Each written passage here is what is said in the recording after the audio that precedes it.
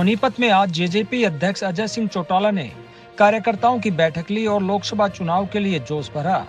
इस दौरान अजय सिंह चौटाला ने जेजेपी चुनाव के लिए पूरी तरह से तैयार है बताया। उन्होंने कहा कि जिस तरह से बीजेपी जेजेपी का गठबंधन अब तक चल रहा है, आगे भी चलेगा।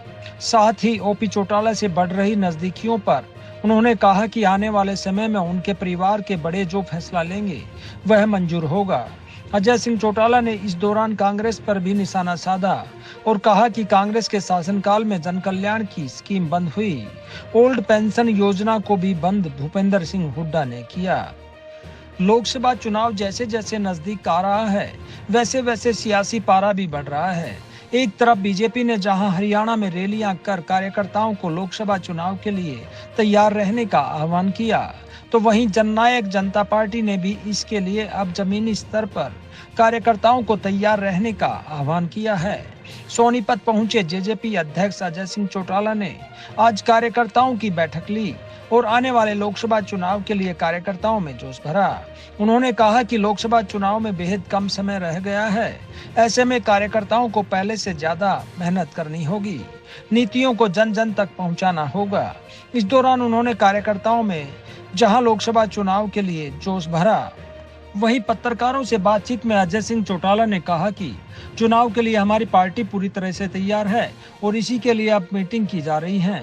साथ ही उन्होंने कहा कि भारतीय जनता पार्टी और जननायक जनता पार्टी का जिस तरह से गठबंधन अभी तक चला आ रहा है, वैसे ही चलता रहेगा।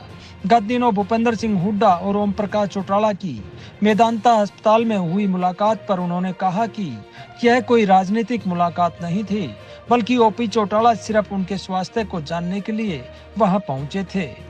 आने वाले समय में इनेलो और जेजेपी एक होगी या नहीं, इस सवाल पर उन्होंने कहा कि इसका फैसला उन्होंने अपने परिवार के बड़े लोगों पर छोड़ दिया है। प्रदेश में कर्मचारियों सरपंचों के आंदोलन पर उन्होंने कहा कि जन कल्याण की नीतियों को हमने नहीं बल्कि कांग्रेस ने अपने शासनकाल में ही बंद कर दिया था। ओल्ड पेंशन स्कीम को बंद करने वाले भूपेंद्र सिंह हुड्डा ही थे। इसके अलावा कई अन्य स्कीम भी कांग्रेस के समय में बंद हुई। अजय चौटाला ने सोनीपत के कार्यकर्ताओं को दिग्विजय सिंह चौटाला की 15 मार्च को होने वाली शादी समारोह में पहुंचने का न्योता भी दिया। इससे पहले दिग्विजय सिंह चौटाला की शादी का निमंत्रण ओम प्रकाश चौटाला को भी दिया गया है और दिग्विजय सिंह चौटाला की शादी इन दिनों राजनीतिक चर्चाओं का विषय है। देखने वाली बात होगी कि इस शादी में अलग हुए परिवार एक होते हैं या नहीं। निरंतर फील्ड में रहने वाले लोग हैं, तो चुनाव की तैयारी कर रहे हैं और अब डिस्ट्रिक्ट वाइज जैसे मीटिंग है उसके बाद कॉन्स्टिट्यूंसी वाइज मीटिंग लेंगे, फिर गाँव के लोग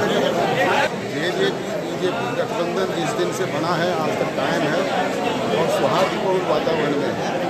निश्चित तौर पे आगे भी जारी रहेगा और 10 की 10 लोकसभा सीटें जीतने का काम भी करेंगे। हमने क्लियर किया है कि मैं उनका स्वास्थ्य का हालचाल जानने के लिए गया था, कोई राजनीतिक पर्पज से। 2024 जो तो उनसे पूछो। कांग्रेस पार्टी जिस कर्मचारी संगठन की स्कीम को लेकर के बात कर रही है, तो लागू किसने की थी? ओल्ड पेंशन योजना को बंद करने का काम भूपेंद्र सिंह हुड्डा जी ने सदन में किया। आज मैं उस पर नुक्ताचीनी कर रही हूँ।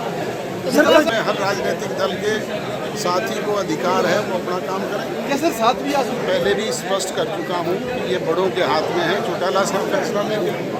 जगत महान न्यूज के लिए सोनीपत से तेजवीर सिंह की रिपोर्ट।